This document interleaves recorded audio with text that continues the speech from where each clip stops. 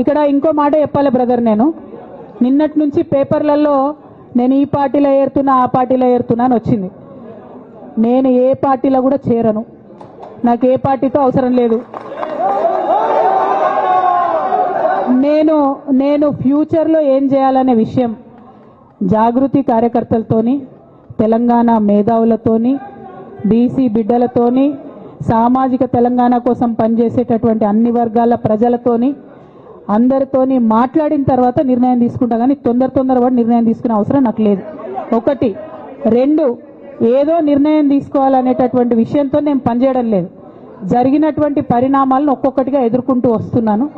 నిన్న జరిగినటువంటి పరిణామం చాలా కీలకమైనది, నా జీవితంలో అత్యంత ముఖ్యమైనటువంటి పరిణామం. కాబట్టి చాలా ఆలోచించి ఆచితూచి అల్టిమేట్గా తెలంగాణ ప్రజలకు లాభం జరిగేటటువంటి నిర్ణయం తీసుకుంటా తప్పితే నా కోసం నిర్ణయం తీసుకోవాల్సిన అవసరం లేదు.